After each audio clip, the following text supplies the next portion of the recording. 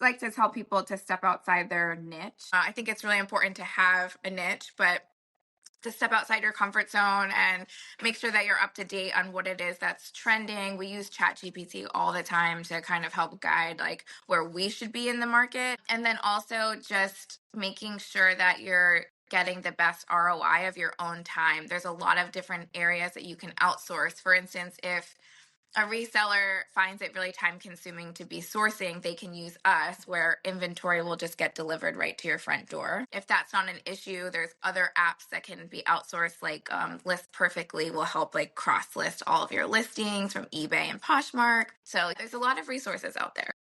Hello, Jessica. It's so nice to have you on the show today. How are you doing? Great. Thank you so much for having me. Beautiful, and thank you so very much for being here. You see, I truly appreciate you. And you see, Jessica, oftentimes I love to thank my guest for two things.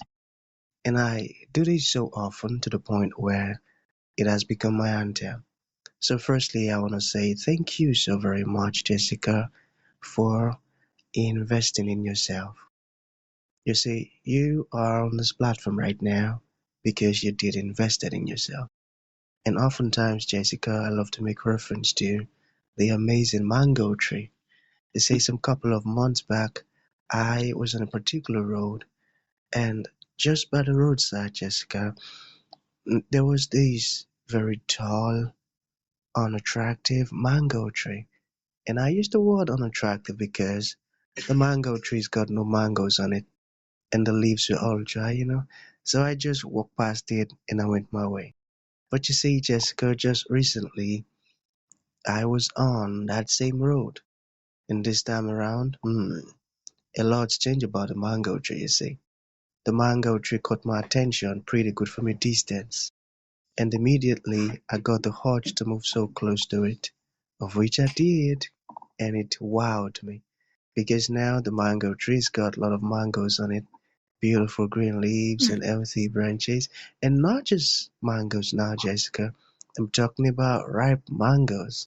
It was such a lovely experience that day, and I was so excited. Here is my point. The fact that you dedicated your time, energy, and resources to becoming the amazing Jessica that you are today, that alone has made it impossible for me to skip you. And that's why you got the request from me to be on the show because I was attracted to the fruit of all that you're doing, your philosophies, your insight, the impact your work is having, and how you are offering your solutions. These stuffs are beautiful. And just before I sent you that request, Jessica, I said to myself, I've got to benefit from these beautiful things Jessica is doing. And not only me now, because I don't want to be selfish, and even with the audience. And here we are today with the amazing Jessica. So thank you so very much for doing that to yourself. And secondly, thank you for saying yes to the invite. Because if you had said nope, there was nothing Elisha could do about it. Thanks so much. Oh, yeah, thank you. Awesome. So Thank let's get started. Yeah, you see, I am quite excited to have you on the show today for some reasons. Firstly, my interest in knowledge seeking.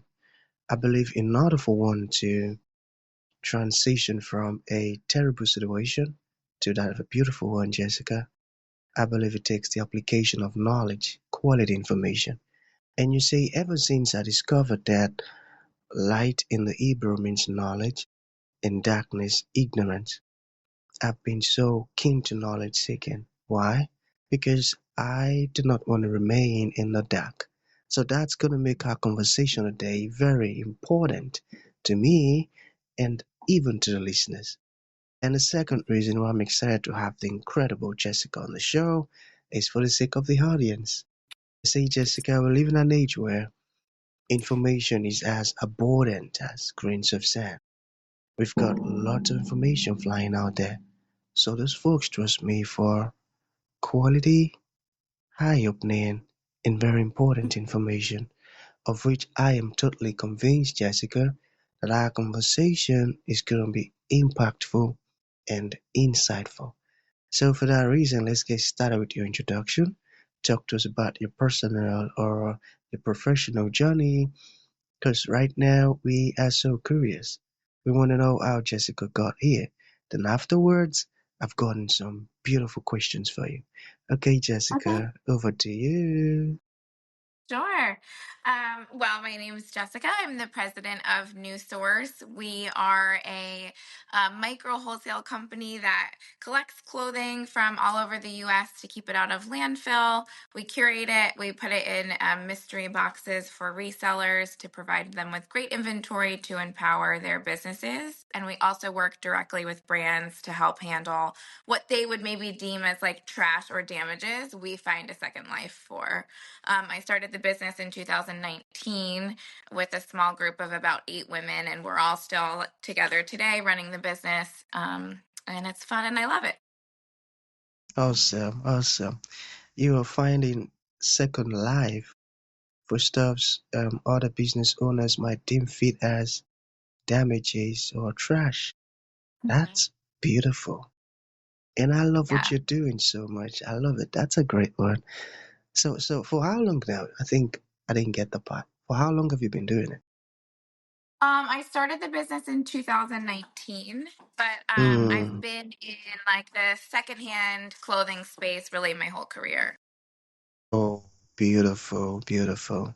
So how has the journey been so far? It's been wonderful. It's definitely been challenging. I feel like I have grown myself a lot, and I think that I have a pretty young team, so I'd like to say that I've been able to be a mentor for a lot of the people on my team. And yeah, the industry has changed a lot over the last few years, so I'm really glad to just be a part of it. Beautiful. So you mentioned that it could be challenging, of which I believe challenges are so inevitable. We all face it.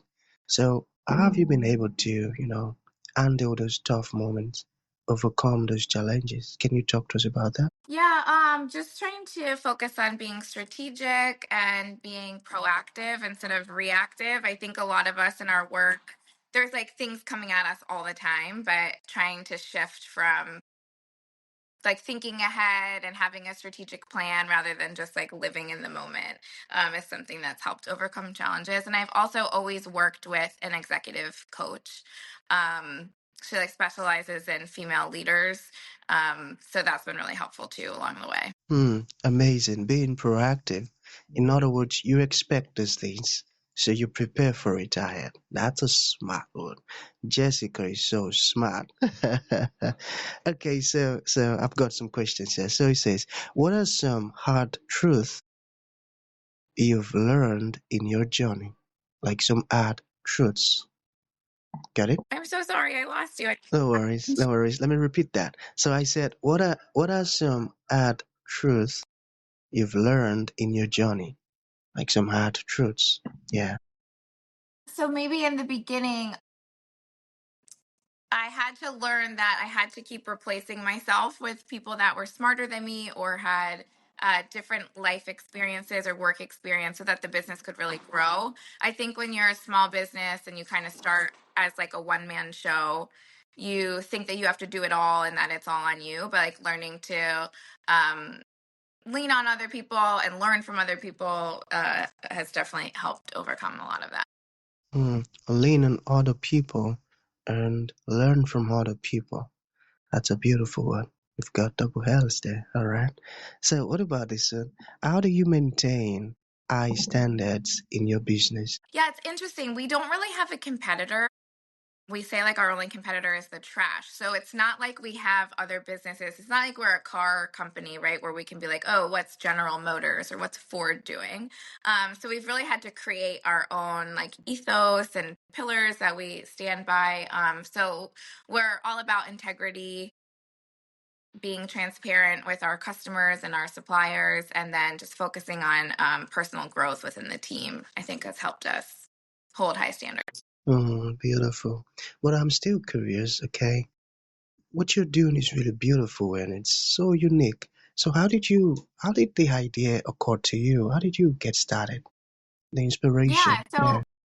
I prior to that I had worked for a bunch of different thrift stores, like resale stores in my area, and I loved doing it, but I noticed that they all had the same challenge, which was that they had so much clothing all the time. So like customers would bring in clothing to sell or donate, and the stores would just get inundated with all this excess.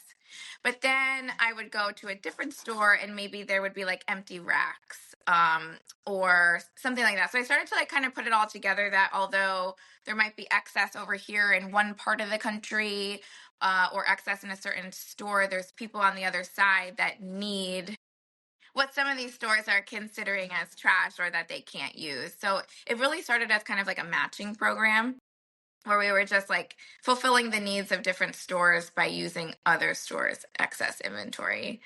And then it just became a thing. Amazing. And that's interesting. I got that. So, how can someone develop resilience when challenges hit? Yeah, that's been really hard.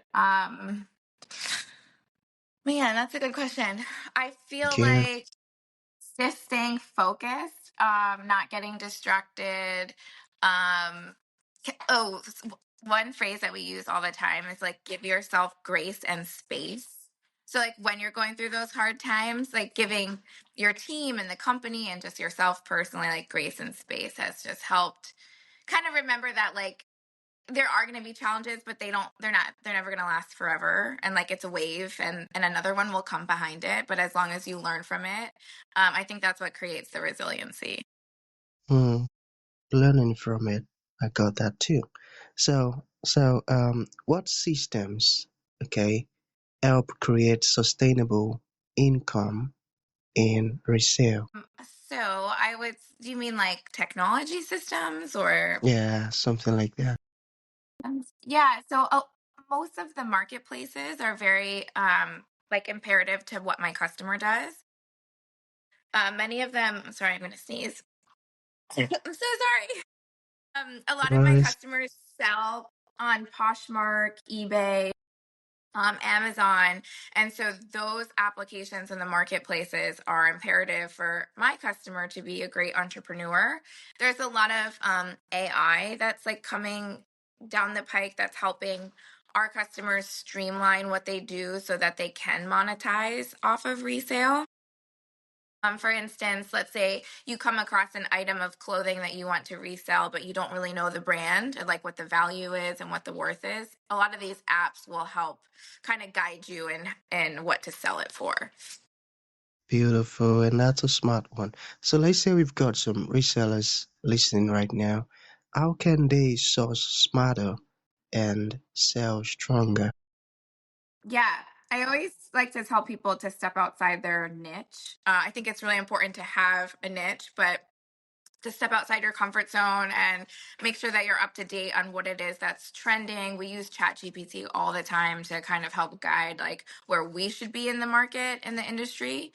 And then also just making sure that you're getting the best ROI of your own time. There's a lot of different areas that you can outsource. For instance, if a reseller finds it really time consuming to be sourcing, they can use us where inventory will just get delivered right to your front door. If that's not an issue, there's other apps that can be outsourced, like List Perfectly will help like cross list all of your listings from eBay and Poshmark. So yeah, there's a lot of resources out there.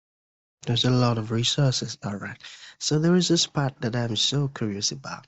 So how do you balance business and motherhood? Oh, I don't do a great job at that actually. My son, so I'm a single mom, and my job is like pretty demanding, and single mom life is pretty demanding. And my son, like from day one, he's just always like bought into my work, and it's kind of been something that like we talk about together. And I think that there's some lessons that I get to bring home that I learn in the workplace that I can teach him at a young age. He comes to work with me a lot. He's 9, and he kind of has his own, like his job is to tape boxes when we go into work. Oh, But yeah, the other part of it is just reminding yourself that there's always going to be something really important to do at work, and that's never going to change. So just to like learn how to compartmentalize and turn off, put your phone down at 6 o'clock when you can, and just give like undivided attention to your child. Um, and then also showing him like, hey, this is what real life is like. Like this is what it's like to sadly. be. entrepreneur and like let me show you, kind of behind the scenes. And so he loves what I do, and it's Beautiful, something special. Yeah. beautiful. I got that. Carrying him along is so important as well. I got that. Yeah. Okay, so we have two more to go, okay? So for folks who like to build real confidence, all right, how can they go about it? Any tips? Confidence. That's right. Wow, that's a good question. I think I've always loved to work with a coach. So that's really helped me with my, like you second guess yourself a lot, and having a partner, in the professional world that you can lean on has always been helpful. But then I also just think like doing some self checks and like helping talk through making sure that you understand for yourself like what are your strengths, and really leaning into what your strengths are. And if you're going to work every day and you're being put in a box that are like not your strengths and it's not your calling, maybe just kind of doing an inventory of what's going on in your life so that you can put yourself in a place that makes you feel good, which I think will then drive confidence. Got it. So finally, Jessica, what would you like to leave the audience with, like a final thought? And to those folks who like to reach out to you, learn more about the wonderful stuff you're doing, or even ask you questions, how can that be possible?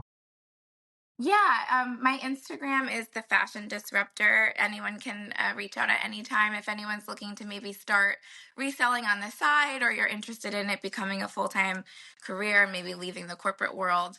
I'm happy to chat with anybody. And yeah, I think what I would leave the audience with is um, just learning about yourself and really finding out like what your superpowers are so that you can create a life where you are fulfilled and you're in a place that feels good, because I think it just perpetuates so many other positive things.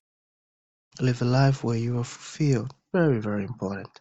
So that's going to be the end of the show, Jessica. Thank you for coming and thank you for sharing this wonderful stuff with us. It means a whole lot. Thank you.